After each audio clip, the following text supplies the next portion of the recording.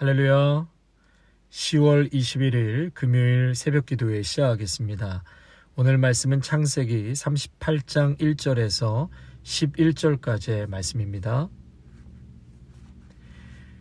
그 후에 유다가 자기 형제들로부터 떠나 내려가서 아둘람 사람 히라와 가까이 아니라 유다가 거기서 가나안 사람 수아라 하는 자의 딸을 보고 그를 데리고 동침하니 그가 임신하여 아들을 낳음에 유다가 그의 이름을 엘이라 하니라. 그가 다시 임신하여 아들을 낳고 그의 이름을 오난이라 하고 그가 또다시 아들을 낳고 그의 이름을 셀라라 하니라. 그가 셀라를 낳을 때에 유다는 거십에 있었더라. 유다가 장자 엘을 위하여 아내를 데려오니 그의 이름은 다말이더라. 유다의 장자 엘이 여호와가 보시기에 악함으로 여호와께서 그를 죽이신지라. 유다가 오난에게 이르되 내 형수에게로 들어가서 남편의 아우된 본분을 행하여 내 형을 위하여 씨가 있게 하라. 오난이 그 씨가 자기 것이 되지 않을 줄 알므로 형수에게 들어갔을 때에 그의 형에게 씨를 주지 아니하려고 땅에 설정하매 그 일이 여호와가 보시기에 악함으로 여호와께서 그도 죽이시니 유다가 그의 며느리 다말에게 이르되 수절하고 내 아버지 집에 있어 내 아들 셀라가 장성하기를 기다리라 하니 셀라도 그 형들같이 죽을까 염려함이라. 다말이 가서 그의 아버지 집에 있으니라. 아멘. 우리가 어제까지는 야곱과 야곱의 자녀들에 대한 말씀을 보았다면 창세기 38장은 야곱의 네 번째 아들인 유다에 관한 말씀이라고 할 수 있습니다. 이 유다의 가정을 집중적으로 조명하여 말씀하고 있는데요. 이 가정에 큰 시련이 찾아옵니다. 무엇보다도 유다가 하나님과 멀어진 것이 이 가정의 시련의 출발점이라고 할 수 있겠습니다. 유다를 잠깐 소개해드리면 야곱과 레아의 6 아들 중 넷째 아들이고요. 형제들이 요셉을 웅덩이에 던져놓고 가자고 할 때 애굽 상인에게 팔자고 제안했던 인물이기도 합니다. 이제 오늘 본문으로 돌아가서 1절과 2절을 보시면 1절에 그 후에 유다가 자기 형제들로부터 떠났다. 그러니까 유다가 아버지 야곱과 형제들을 어떤 연유에서 떠나게 되죠. 멀리 떠나서 가나안 여인을 만나고 그 여인으로부터 자식을 낳습니다. 그런데 오늘 본문에서는 아내라는 단어를 사용하지 않았습니다. 수아의 딸이라고만 했지 그의 이름도 언급하고 있지 않습니다. 이것을 미루어 보아 가족들의 어떤 인정과 축복 가운데 결혼한 것이 아니라는 것을 알 수 있습니다. 하나님께서는 가나안 여자와 통혼하지 말라고 여러 차례 말씀하셨죠. 왜냐하면 그들은 우상을 숭배하고 있기 때문에 결혼을 하게 되면 그 우상 숭배가 가정에 들어올 뿐만 아니라 자녀들에게까지 이어지기 때문에 하나님은 거듭 통혼 금지에 대해서 말씀하셨습니다. 유다는 결과적으로 이 가족들로부터 멀리 떠나서 22년간을 방황하게 됩니다. 유다는 이 만날 수도 없는 외딴 상인에게 동생 요셉을 팔아버리고 그 심정이 어떠했을까요? 아버지의 편애 속에서 유다는 어떻게 살아왔을까? 하나님은 이삭의 배필도 야곱의 배필도 미리 점찍어 주셨는데 왜 그 굴레를 벗어나서 아둘람 사람과 친구가 되고 가나안 여자와 동거하여 자녀를 낳았을까? 왜 아버지를 떠나고 형제들을 떠나서 22년이라는 세월을 그렇게 힘들게 방황하며 고통의 시간을 보내왔나? 이런저런 생각을 해보게 되는 것이죠. 성도 여러분, 아무리 힘들고 어려운 현재의 자리일지라도 하나님의 말씀이 그곳에 있고 또 야곱의 가족을 치유하기를 원하신다면 그러한 힘든 과정일지라도 그 자리에 머물러 있어야 한다는 것입니다. 유다가 긴 방황을 끝내고 이제 다시 돌아오게 되는데 하나님이 그의 인생을 아주 집중적으로 다루시고 끝까지 포기하지 않고 추적하십니다. 그래서 그가 인생의 죄를 하나님께 회개하고 자복하고 그리고 다시 가정으로 돌아와서 구원자의 그러한 역할을 하게 됩니다. 이제 오늘 본문 2절과 6절을 보시면 유다가 동거한 그녀로부터 이제 세 아들을 얻게 되는데 에르, 그리고 둘째가 오난, 셋째가 셀라입니다. 그래서 유다는 이제 장남인 에르를 위해서 다말이라는 여자를 아내로 며느리로 맞아들이게 됐죠. 그런데 오늘 말씀에 보면 앞뒤 어떤 설명도 없이 장자인 에르가 하나님 보시기에 악해서 그를 치셨다라고 하셨습니다. 이 에르라는 이름은 뜻은 경계, 조심한다 이런 뜻인데 에르가 악하여서 하나님이 그를 죽이셨다는 거예요. 성경에서는 자세한 설명이 없습니다만 아무튼 하나님 보시기에 악하여서 치셨다라고 하셨습니다. 그래서 8절과 10절을 보시면 이제 이 수혼 제도에 대해서 결국은 말하고 있는데 이 제도가 신약시대까지 유효했습니다. 이 수혼 제도라는 게 뭐냐면 한 형제가 무자한 상태로 사망을 했을 경우에 고인과 가장 가까운 형제가 죽은 자의 그 아내를 자신의 아내로 맞아들여서 아들을 낳게 돼요. 그래서 형제의 대를 잇는 제도가 수혼 제도입니다. 오늘 말씀해 보니까 이제 첫째가 죽고 둘째 오난이 이제 형수를 통해서 아들을 낳아서 형의 대를 이어야 했습니다. 이게 그 당시에는 그게 신앙이었고 또 바른 것이었습니다. 그런데 이 자신의 자식이 되지 않는 것 때문에 이 오난은 땅에 설정함에 오늘 말씀에서 그렇게 말하고 있는데 형수와 잠자리를 했지만 씨를 주지 않았다는 거예요. 가문의 대를 잇는 것에 쓰고 싶지 않았기 때문에 매우 이기적이고 또 형수인 다말에게도 모욕을 주는 행동이라고 할 수 있습니다. 결국 하나님께서 이 오난을 그 행위가 악하여서 그 둘째 아들도 거기서 죽게 되죠. 지켜야 될 믿음이 있고 언약 가문의 대를 이어야 하는데 사명이 있었습니다.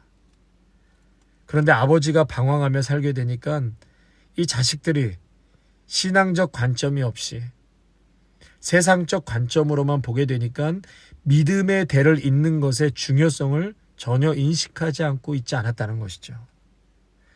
하나님의 자녀인데 세상 사람으로 살았기 때문에 자녀들이 다 세상 사람이 되어 있었다는 것입니다. 인생의 중요한 헌신과 결단을 해야 하는데 그걸 할 만큼 내면에 힘이 없고 신앙에 힘이 없었다는 것입니다. 나중에 보면 유다는 긴 방황 속에서 이제 아내를 잃고 창기를 찾는 그러한 유다의 뒷부분의 이야기를 보면 매우 심각한 상태까지 다다르게 되는 것을 보게 됩니다. 우리가 어제 문 목사님 말씀을 통해서도 들었지만 이 설계사가 설계 도면을 갖고 있기 때문에 설계사만큼은 큰 그림을 보고 있다라는 것이죠. 비록 유다가 22년간의 긴 방황을 하고 있지만 하나님께서는 유다를 절대로 포기하지 아니하시고 계속해서 그를 추적해 가십니다. 그러면서 하나님은 유다에게 너가 죄를 짓지 않았느냐? 너가 죄를 짓지 않았느냐? 이것을 덮어놓고 가족을 떠나 새 출발을 하려고 하는데 과연 그것이 가능하겠느냐? 하나님은 계속해서 유다를 추적하시면서 말씀하십니다. 그래서 오늘 말씀의 결론은 보면 이 셋째 아들 셀라가 형들처럼 죽게 될지 몰라서 유다는 아들을 지키기 위해서 그 며느리 다말을 친정집으로 보냅니다. 성도 여러분, 이번 주의 말씀을 좀 정리하면서 몇 가지 나누고 싶은데요. 그 첫 번째는 우리의 자녀들을 편애하지 말아야 한다는 것입니다. 야곱이 자녀들을 너무나 편애해서 그 가운데 어떤 상처와 분노와 증오가 싹트기 시작했고 결국은 이 엮이는 가정이 되어서 참 폭풍 속의 가정으로 아픔이 많이 생기지 않았습니까? 그래서 우리의 귀한 자녀들에게 편애하지 마시고 하나님의 사랑으로 풍성하게 모든 자녀를 축복해 주시기를 바랍니다. 두 번째로 하나님께서 주신 꿈을 갖고 살아갈 때 결코 낙심되거나 위축되지 마시기를 바랍니다. 요셉은 꿈을 꾸는 자였고 그 영들은 꿈을 죽이는 자들이었습니다. 여러분, 우리에게 적용한다면 그 꿈은 하나님의 말씀이요 십자가입니다. 그런데 사탄은 이 말씀과 십자가를 내 속에서 죽이려고 모의하고 교묘한 방법으로 빼앗아가죠. 마귀는 우리가 소망을 갖고 사는 것을 제일 싫어합니다. 십자가 품고 그 십자가에서 빛을 보고 그 십자가에서 희망을 보고 힘을 얻는 것을 마귀는 제일 싫어합니다. 그러므로 성도 여러분, 예수 그리스도의 십자가, 그 말씀을 절대로 마귀에게 빼앗기지 마시기를 바랍니다. 십자가를 매일 묵상하면서 거기서 소망을 찾고 꿈을 찾고 그리고 힘을 얻는 것입니다. 여러분, 그러기 위해서는 매일매일 살아계신 하나님의 말씀을 섭취하셔야 하고요. 기도하셔야 되고요. 교회에서 하는 모든 모임과 예배에 열심으로 참석하여 우리가 영적으로 하나님과 교통함이 끊어지지 않도록 그 열심으로 우리가 나무에 가지가 딱 붙어 있어야 한다는 것입니다. 세 번째로, 우리 자녀들에게 반드시 신앙의 유산을 물려주어야 합니다.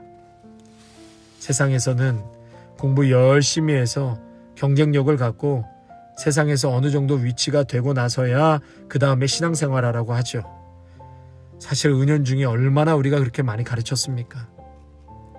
하나님의 사람들로 우리의 자녀들을 꼭 키워내시기를 축원합니다. 네 번째로, 방황하는 자녀들이 돌아오기 이전에 방황하는 아버지들이 먼저 돌아와야 합니다. 유다의 방황은 22년 만에 종지부를 찍었습니다. 이런 유다를 포기하지 않으시고 끝까지 쫓아가셔서 회개케 하시고 다시금 아버지 품으로, 가족의 품으로 유다를 돌아가게 하셨습니다. 자신의 잘못을 회개하고 새로운 삶을 살아가기를 작정한 유다는 이제 자신을 위해서라기보다도 형제와 공동체를 위해 헌신하고 하나님의 언약을 이루는 그러한 놀라운 가문을 세우는데 쓰임을 받게 되는 것이죠. 할렐루야. 그리고 요셉의 자손이 아닌 이 유다의 자손을 통해서 예수 그리스도께서 이 땅에 오시지 않습니까? 그러므로 성도 여러분, 교회에 수많은 직분자들이 있고 핵심 리더 자리에 있어도 신앙적으로 방황하는 교인들이 얼마나 많은지 모릅니다. 이제 가정으로 다 돌아오시기를 바랍니다. 이제 하나님 품으로 다 돌아오시기를 바랍니다. 아멘. 기도하겠습니다. 사랑의 하나님, 하나님의 자녀들, 그 인생을 포기하지 않으시고 죄 가운데 있을 때, 어리석음 가운데 있을 때에 우리에게 쫓아오셔서 경책하시고 깨우시는 하나님께 감사를 드립니다. 유다와 같이 사랑하시는 주의 자녀들을 온전케 하여 주시고 이 시간 회복시켜 주시옵소서. 험악한 세월 가운데 결국 하나님께 엎드렸던 야곱처럼 22년 방황 속에서 혹독한 겨울을 맞이하여 고통당할 때 하나님의 경책함 앞에 회개하고 나온 그 유다처럼 회개하게 하옵소서. 하나님을 뜨겁게 만나게 하옵소서. 하나님의 영광을 보게 하여 주시옵소서. 우리 모든 믿음의 성도 가운데 하나님의 이 치유하심과 회복하심을 경험하게 하옵소서. 유다와 같이 방황하는 우리의 가족이 주님께로 돌아오게 하시고 방황하는 우리의 자녀들이 주께로 돌아오게 하여 주시옵소서. 가족이 먼저 돌아오기 이전에 내가 먼저 하나님께로 돌아가기를 간절히 소망합니다. 주님, 우리의 인생이 주님 앞에 엎드려지기를 원하시고 우리의 삶 가운데 죄악을 주님 앞에 토해내고 회개하며 회복시키시기를 원하시는 우리 하나님, 주님의 다루심과 주님의 이러한 추적하심과 주님의 돌보심이 우리에게 필요합니다. 주여, 유다처럼 우리의 인생도 역사하여 주시옵소서. 오늘도 이 말씀 꼭 붙들고 하나님의 그 추적하심 가운데 그 누구도 피할 수 없다라는 것을 깨닫고 오늘도 주님 앞에 말씀 앞에 나와 회개하고 다시금 주님의 손 꼭 붙들고 믿음의 길을 걸어갈 수 있는 복된 성도들이 되게 하여 주시옵소서. 예수님의 이름으로 기도하옵나이다. 아멘.